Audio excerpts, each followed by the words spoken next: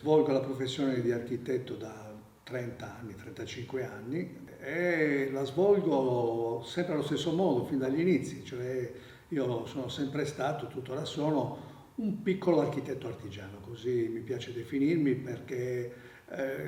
anche in considerazione della cura che profondo sui dettagli, sia in fase di ideazione sia in fase di realizzazione in cantiere.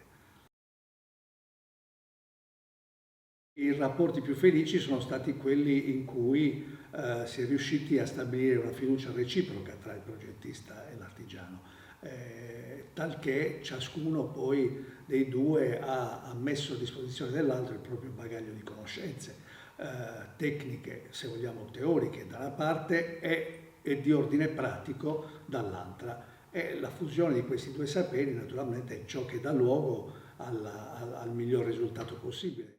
Gli artigiani, particolarmente gli artigiani sardi, di questo stiamo parlando, dovrebbero a mio avviso mettersi in gioco più di quanto attualmente non facciano, mettersi in gioco soprattutto nella ricerca dei mercati di riferimento che dovrebbero andare a individuare al di fuori dei confini dell'isola possibilmente, laddove esistono economie più floride, numeri più interessanti e anche sicuramente una creatività più fervida se vogliamo. Una possibilità è quella di essere presenti in luoghi dove gli scambi professionali e commerciali avvengono. Se posso fare un esempio, il Salone di Milano, questo è noto a tutti, è una piazza molto importante in questo senso perché è un crocevia di scambio di creativi, produttori, commercianti, artigiani provenienti da ogni parte del mondo ed è sicuramente un luogo di incontri estremamente proficuo. Quasi regolarmente quando visito questi ambienti, Salone del Mobile o altri eventi consimili, di individuare delle tecniche di lavorazione delle quali non ero a conoscenza, che mi interessano più ancora dei progetti che vengono presentati dagli artigiani o dai produttori. Perché mi interessano più ancora? Perché intravedo in quella tecnica di lavorazione la possibilità di realizzare un determinato progetto che magari avevo in mente da tempo e non sapevo bene come realizzare né a chi affidarne la realizzazione. Quindi sarebbe importante per gli artigiani presentarsi